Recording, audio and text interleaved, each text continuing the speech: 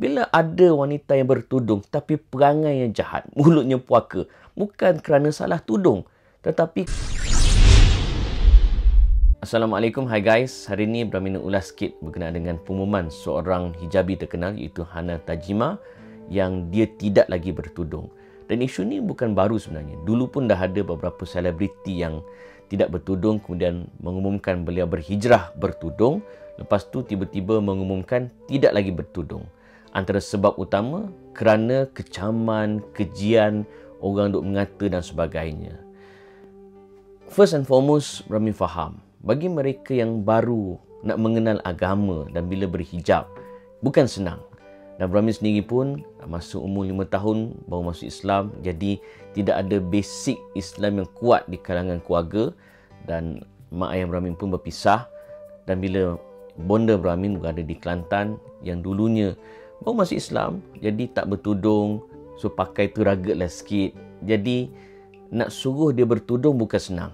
Jadi Brahmin pun bila masuk sekolah agama, bagi hadiah tudung pada mak, kadang-kadang pasang kaset tazkirah kuliah agama khususnya daripada arwah Tok Guru. Lama kelamaan beliau terbuka pintu hati, jadi beliau bertudung. Of course bila bertudung tu bukanlah terus bertudung dengan sempurna, nampak jambul sikit kan. Kadang-kadang pakaian pun tak adalah macam muslimah yang sempurna. So adalah orang-orang di sekeliling, masyarakat kampung dan sebagainya, mulut puaka mengata bagai. Jadi kadang-kadang mak Brahmin pun banyak tak tahan dengan kata-kata orang. So untuk Brahmin bagi tarbiyah secara tak langsung sebagai seorang anak kepada mak, bukan senang. Tapi alhamdulillah beliau istiqamah sampai ke hari ini memakai tudung. But the point is, memang cabaran dia nak hadap kata-kata orang bukan senang. Jadi apa yang Brahmin nak sampaikan bukan hanya kepada Hana Tajima seorang semata-mata, tapi semua wanita-wanita yang sebelum ni tidak berhijab, kemudian berhijab, termasuklah mereka yang dah sejak asal lagi berhijab. Nombor satu, berhijab adalah satu kewajipan. Allah Ta'ala memerintahkan kepada kita, Ya ayuhan Nabi, qul li azwajika wa banatika wa nisa'il mu'minin yudnina 'alaihinna min jalabibihinna dzalika adana ay yu'rafna fala yu'zain. Maksudnya, wahai Nabi, katakanlah kepada isteri-isteri kamu, kepada anak-anak perempuan kamu, kepada isteri-isteri orang mukmin, labuhkanlah jilbabmu, menutup badan kamu, supaya kamu dikenali dan kamu tidak diganggu. Dan ayat ini merupakan ayat perintah. Itu menunjukkan bahawa hukum menutup aurat adalah wajib. Ada orang kata, yang pakai tudung ada je yang jahat. Hukum memakai tudung wajib sama seperti mana hukum solat itu wajib. Sebagaimana dalam ramai-ramai yang semayang 5 waktu, ada juga yang jahat kerana kurang penghayatan di dalam solatnya, mungkin tidak khusyuk dalam solatnya, mungkin tidak ikhlas dalam solatnya. Adakah kita nak salahkan solat tu salah? Tidak. Yang salah adalah orang yang gagal memahami falsafah solat. Begitu juga tudung. Bila ada wanita yang bertudung tapi perangai yang jahat, mulutnya puaka, bukan kerana salah tudung, tetapi kerana salah kita yang kurang memahami falsafah memakai tudung. Bila kita dah faham nombor satu, nombor dua, wanita memakai tudung kerana apa? Adakah kerana tuntutan manusia ataupun tuntutan agama? Ataupun dalam bahasa mudah, kita pakai kerana Allah ataupun kerana orang. Jika kita pakai tudung kerana orang, memang kita akan kecewa. Bila orang mengata, memang kita akan frust. Tapi kalau kita pakai kerana Allah Azza wa Jal, orang kata gajah rimah segala mak nekah sekali, pong! Kan? Kita tak akan berganjak. Apa yang kita buat dinilai berdasarkan niat. Innamal a'malu bin niat.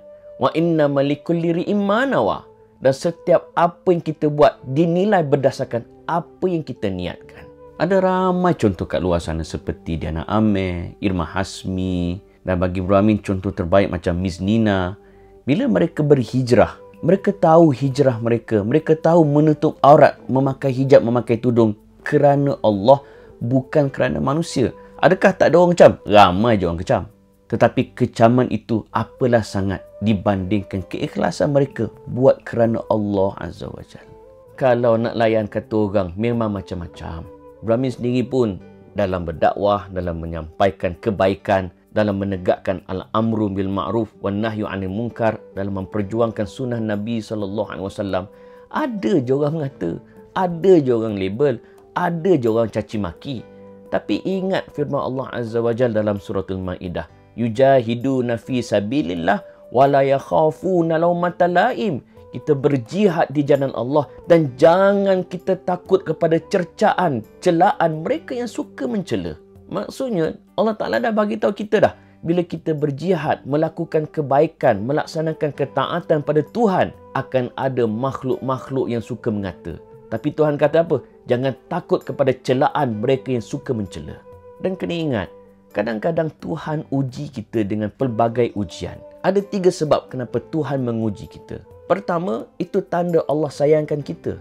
Kedua, supaya kita bermuhasabah. Mungkin kita mengundang orang mengata. Dah kau buat perangai pelik-pelik, kau tunjuk pula kat Instagram, kat Facebook, kat social media, memang orang akan katalah. Dah benda public. Dan nombor 3, disebut dalam suratul Ankabut.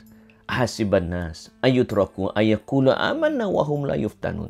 Apakah kamu wahai manusia menyangka kamu akan dibiarkan berkata aku beriman sedangkan kamu tidak akan diuji? Walaqad fatanna allazina min qablihim falaya'lamanallahu allazina sadaqu wa laya'lamannal kadhibin. Allah Ta'ala bagi tahu bahawa Allah Ta'ala menguji mereka-mereka terdahulu supaya Allah mengetahui siapa di kalangan kita yang betul-betul beriman dan siapa di kalangan kita yang berbohong. Yalah cakap kita beriman tapi kena uji sikit. Terus kita mengundurkan diri. Terus kita berputus asa untuk melaksanakan ketaatan kepada Tuhan. Dan kita pula warga netizen, jangan pula mengata orang sesuka hati. Kadang-kadang orang berhijab tu baru belajar, baru bertatih dalam agama. Kita nak mereka terus sempurna. Payahlah juga. Beri mereka ruang untuk memahami agama. Dan pada mereka yang suka mengata tu agak-agaklah. Sebab manalah tahu orang yang kita duk mengata tu, bila mereka dah nak mati nanti, mereka akan bertaubat dan mereka akan jadi jauh lebih baik pada kita. Dan kita ni yang macam baik sekarang, bila di penghujung nyawa tiba-tiba kita berubah jadi jauh lagi jahat daripada orang yang kita duk mengata. Jadi kita doakanlah kebaikan pada mereka. Sampaikanlah pesanan nasihat dengan cara yang baik. Kalau tak setuju sekalipun, jangan melabel, jangan maki hamun, jangan melaknat. Jadi kepada saudari-saudari, rakan seagama dengan saya, ingatlah memakai tudung adalah wajib. Dan bila kita memakai tudung, tanya diri kita, kita pakai kerana manusia atau kerana ketaatan kita pada Allah Azza wa Jalla.